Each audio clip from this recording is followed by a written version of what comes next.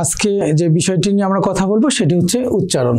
তোমরা জানো ঢাকা বিশ্ববিদ্যালয় সহ বিভিন্ন বিশ্ববিদ্যালয় ভর্তি পরীক্ষায় এই টপিকটি থেকে প্রশ্ন আসে এবং খুবই গুরুত্বপূর্ণ একটি টপিক এবং প্রশ্নের ধরনগুলো নিয়ে আমরা একটু কথা বলবো।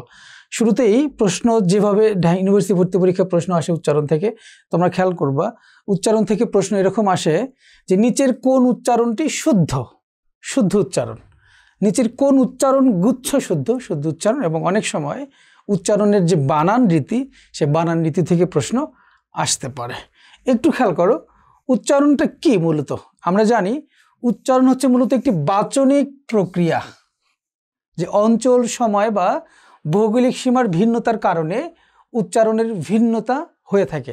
আমরা দেখব যে বাংলাদেশেরও আমরা যদি কথা উল্লেখ করি তো বিভিন্ন অঞ্চলের মানুষ সে উচ্চারণ প্রক্রিয়া উচ্চারণটা ভিন্ন রকম হয়ে থাকে। যে পৃথিবীর বিভিন্ন ভাষার বর্ণগত ও ধ্বনিগত পার্থক্য রয়েছে। মূলত বর্ণের এই ধ্বনিগত আওয়াজেই হচ্ছে উচ্চারণ। বর্ণের যে ধ্বনিগত আওয়াজ, এই আওয়াজটাই হচ্ছে উচ্চারণ। এবং আমরা দেখব এই বর্ণসমূহের যে ধ্বনিগত পরিবর্তনের নিয়ম, এই পরিবর্তনের নিয়মকে আমরা বলি উচ্চারণের সূত্র। আমরা জানি যে আমাদের বর্ণমালায় মূলত দুই ধরনের বর্ণ আমরা দেখি, একটি হচ্ছে স্বরবর্ণ আর একটি হচ্ছে ব্যঞ্জন বর্ণ। তো আমরা এখন স্বরবর্ণের যে উচ্চারণ বিধি বা নিয়ম সেটি নিয়ে কথা বলছি। স্বরবর্ণের শুরুতেই তোমরা দেখো বাংলা বর্ণমালার স্বরবর্ণের প্রথম যে বর্ণটি সেটি হচ্ছে অ। সেটি কি? অ। আমরা জানি যে এই অয়ের দুই ধরনের উচ্চারণ হয়। একটা হচ্ছে অয়ের স্বাভাবিক উচ্চারণ বা এটাকে আমরা বলি বিবৃত উচ্চারণ, আর অয়ের অস্বাভাবিক উচ্চারণ যেটাকে আমরা বলি সংবৃত উচ্চারণ। অর্থাৎ অ যখন অয়ের মতো উচ্চারিত হয়, প্রিয় শিক্ষার্থীবৃন্দ একটু খেয়াল করো, অ যখন অয়ের মতো উচ্চারণ হয় তখন সেটি হচ্ছে কি স্বাভাবিক বা বিবৃত উচ্চারণ। যে অ এটি স্বাভাবিক উচ্চারণ, বাট অ যখন ও এর মতো উচ্চারণ হয়, একটু খেয়াল করো, দেখো যে অ যখন ও এর মতো উচ্চারিত হয়, আমি আবারও বলছি, অ যখন ও এর মতো উচ্চারিত হয় তখন সেটি সংবৃত। একটু খেয়াল করো যে অ এটি হচ্ছে স্বাভাবিক বা বিবৃত উচ্চারণ, আর ও যখন আমাদের এই মুখবিহবরটা আমাদের এই যে কি বলে এটাকে, আমাদের ঠোঁটে যখন গোলাকার হবে তখন সেটি হবে সংবৃত উচ্চারণ। এখন একটু খেয়াল করো যে অয়ের উচ্চারণটা আমরা এখানে দেখেছি যে বাংলায় অয়ের উচ্চারণের দুটি রূপ রয়েছে, যে কথাটি আমি একটু আগে বললাম। একটি হচ্ছে এর স্বাভাবিক উচ্চারণ অর্থাৎ যেটি বিবৃত উচ্চারণ, আর একটি হচ্ছে বিকৃত উচ্চারণ যেটি সংবৃত উচ্চারণ অর্থাৎ এটি হচ্ছে ও এর মতো উচ্চারণ। এখন প্রিয় শিক্ষার্থীবৃন্দ একটু খেয়াল করে দেখো যে উদাহরণগুলো এখানে লেখা আছে। অত, অত, অ যখন অ এর মতো উচ্চারিত হয়েছে এটি হয়েছে বিবৃত উচ্চারণ অর্থাৎ এটি স্বাভাবিক উচ্চারণ। আর আমি যদি বলি দেখো অতি, কি বললাম? অতি, তাহলে এই জায়গায় অটা কার মতো উচ্চারিত হয়েছে? অটা ওর মতো উচ্চারিত হয়েছে। এটিকে আমরা বলবো অয়ের বিকৃত উচ্চারণ বা এটিকে আমরা বলি সংবৃত উচ্চারণ। এখন একটু খেয়াল করে দেখো কিছু নিয়ম আমরা পড়ব। কি বলা হয়েছে? অয়ের পরে যদি রস্যই, দীর্ঘই, রস্যউ, জফলা, ক্ষীয়, রিকার থাকে তবে শব্দের প্রথমের অ সাধারণত কি হবে? ওর মতো হবে। কির মতো হবে? ওর মতো হবে। একটু খেয়াল করে দেখো যে অভিধান, কি বলা হয়েছে? যে অভিধান। তাহলে তোমরা খেয়াল করো প্রিয় শিক্ষার্থীবৃন্দ, এখানে শুরুতে রয়েছে অ, কি রয়েছে? অ। এরপরে কি রয়েছে? রস্যই, অভি, এখানে রয়েছে রস্যই। তাহলে স্বরের পর যদি রস্যই থাকে তাহলে এই অয়ের উচ্চারণ কি হবে? এই অয়ের উচ্চারণ হবে ও এর মতো অর্থাৎ এর সংবৃত উচ্চারণ হবে। যেমন দেখো অধ্যক্ষ, কি বলা আছে? অধ্যক্ষ। প্রিয় শিক্ষার্থীবৃন্দ একটু খেয়াল করে দেখো অধ্যক্ষ, একই নিয়ম কিন্তু আমাদের এখানে অটা কির মতো হয়ে গেল? অটা ও এর মতো হয়ে গেল। এখন দেখো ভক্ষণ, না কি হবে? ভক্ষণ। তাহলে এখানে ভটা কার মতো হয়ে গেল? ভ, অ। এই অটা কার মতো হয়েছে? এই অটা হয়েছে ওর মতো। এই অটা কার মতো হয়েছে? ওর মতো হয়েছে। প্রিয় শিক্ষার্থীবৃন্দ এই নিয়মটিও তোমরা খেয়াল করো। এরপর দেখো যে শব্দ মধ্যস্থিত অ অর্থাৎ শব্দের মাঝে অবস্থিত অ, এটি যদি ব্যঞ্জন বর্ণের সাথে যুক্ত থাকে তাহলে এটি শব্দের শুরুতেই যে অ, এর মতোই যে রুলসটি, অর্থাৎ রস্যই বা রস্যইকার, দীর্ঘই বা দীর্ঘইকার, রস্যু বা রস্যুকার, দীর্ঘ বা দীর্ঘকার, রি বা রিকার, এগুলো যদি এই দেখো একটু খেয়াল করো, যদি ফলার আগে থাকে তাহলে সেই অ এর উচ্চারণ সাধারণত কি হবে? ও কারের মতো হবে। কি হবে? ও কারের মতো হবে। যেমন প্রিয় শিক্ষার্থীবৃন্দ একটু খেয়াল করে দেখো যে তপস্বী, কি বলা আছে? তপস্বী, তাহলে তপ প, এই দেখো তো কি আছে প্রিয় শিক্ষার্থীবৃন্দ? অ। তাহলে এখানে উচ্চারণটা কি হয়েছে? এখানে তপ, এই অটা এখানে কি হয়ে গেল? ও হয়ে গেল। এরপর দেখো বাংলা ভাষায় ব্যবহৃত বেশ কিছু দ্বিরুক্ত শব্দ যদি এগুলো বিশেষণ রূপে ব্যবহৃত হয় সেক্ষেত্রেও অন্তিম অর্থাৎ অ যদি শেষে থাকে সেক্ষেত্রে এটি কি হবে? ও কারান্ত হবে, অর্থাৎ অটা কি হবে? ওর মতো হবে, অর্থাৎ অ এর এখানে সংবৃত উচ্চারণ হবে। একটু খেয়াল করে দেখো, যেমন কাদো কাদো, তাহলে এখানে দ কি থাকলো? অ, কাদো অ, এই অটা এখানে কি হয়েছে? কাদো, কি হয়েছে? ও এর মতো হয়েছে। কি হয়েছে? ও এর মতো হয়েছে।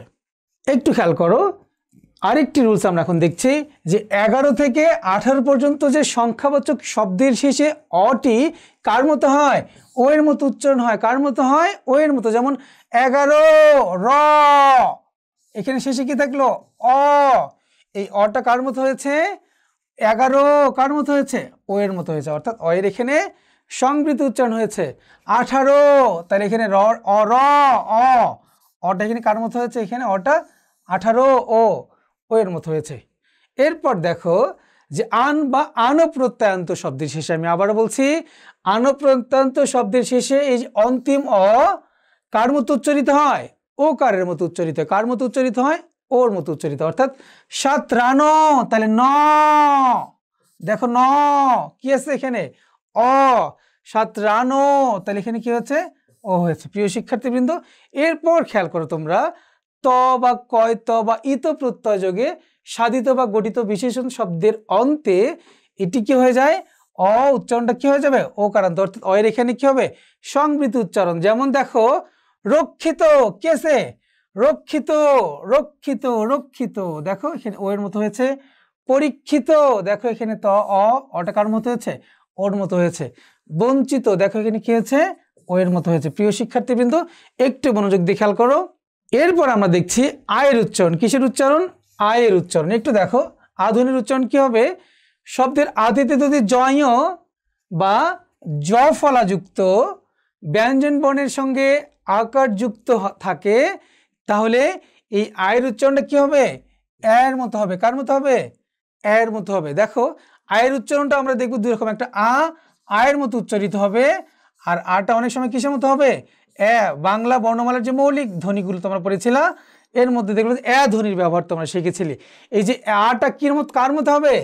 এর মতো হবে। যেমন দেখো জ্ঞান, দেখো তো এখানে জ্ঞান, জ্ঞাতি, জ্ঞাপক, জ্ঞাত, ব্যক্তি, অর্থাৎ এই রুলসটি তোমরা দেখলে।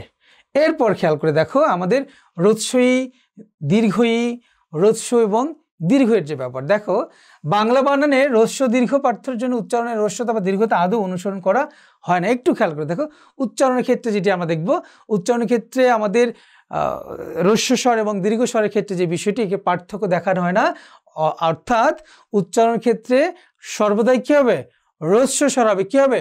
রস্যস্বর, মানে ছোট স্বরটি উচ্চারিত। দেখো ঈর্ষা, আমরা যখন উচ্চারণ করছি দেখো দীর্ঘইটা এখানে কি হয়েছে?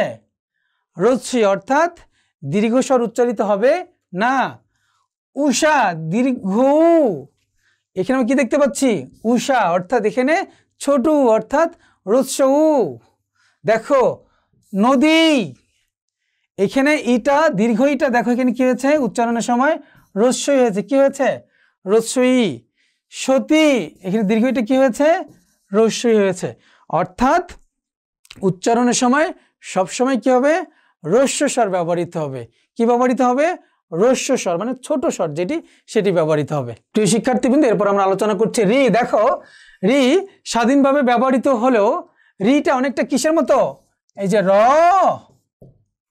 ই, অর্থাৎ রি এর মতো। কিসের মতো? রি এর মতো। এবং ব্যঞ্জন বর্ণের সাথে যদি এটি যুক্ত হয় সেক্ষেত্রে এটি রূপটি কি থাকে, অপরিবর্তিত অবস্থায় থাকে। যেমন দেখো ঋষি, রি কার মতো হয়েছে, বয়বিন্দু র রস্য ই। ঋণ, একটু খেয়াল করে দেখো, ঋতু, মাতৃ, আবৃত, পিতৃব্য, একটু খেয়াল করে দেখো। অর্থাৎ রিটা কার মতো হয়, রি এর মতো হয়। কিসের মতো হয়, রি এর মতো, অর্থাৎ এটি অপরিবর্তিত থাকে। প্রিয় শিক্ষার্থীবৃন্দ, এখন আমরা আলোচনা করছি এ ধ্বনি। এ স্বরধ্বনির উচ্চারণ তোমরা জানো, এটিও দুই ধরনের। একটি হচ্ছে এ, এ উচ্চারণটা এর মতো হবে। কার মতো হবে, এটা এর মতো হবে। আরেকটি হচ্ছে এটা কার মতো হবে, এটা হবে কি এর মতো। কার মতো হবে, এর মতো হবে। একটু খেয়াল করে দেখো। অর্থাৎ একটি স্বাভাবিক উচ্চারণ, আরেকটি হচ্ছে কি বিকৃত বা তির্যক উচ্চারণ। একটু খেয়াল করে দেখো, আমি যদি বলি দেখো এক, আমরা কিন্তু কখনো বলি না যে এক, কি বলি এক। অর্থাৎ এটা এখানে কার মতো হয়ে গেল, এটা এখানে এর মতো হয়ে গেল। আমরা কেন বলি না, আমরা বলি কি কেন, কেন, কে, অর্থাৎ কার মতো হচ্ছে, এর মতো হচ্ছে। আমরা কখনো দেখা বলি না, আমরা কি বলি দেখা। তাহলে দেখা, দে, এর মতো হচ্ছে। প্রিয় শিক্ষার্থীবৃন্দ, এরপর আমরা আসছি ওই এবং ও। অর্থাৎ ওই তোমরা পড়েছিলে, এটি হচ্ছে যৌগিক স্বরধ্বনি। এই ওইটি কিভাবে হয়, ওই। অর্থাৎ একটু খেয়াল করে দেখো, ও এবং হ্রস্ব ই, এটা হচ্ছে কি ওই। আর ওটা হচ্ছে কি ও এবং হ্রস্ব উ, ও। একটু খেয়াল করে দেখো, ওই এবং ওর উচ্চারণটা একটু দেখো তোমরা, কি বলা আছে দেখো, ঐকতান, কি তান, ঐকতান। তাহলে ওই, ওই, ঐশী, ওই, নৈপুণ্য, নই, ওই। এরপর দেখো ঔষধ, ঔ, নৌকা, নৌ। এরপর দেখো পৌষ, পৌষ। প্রিয় শিক্ষার্থীবৃন্দ, এই নিয়মটি তোমরা শিখলে।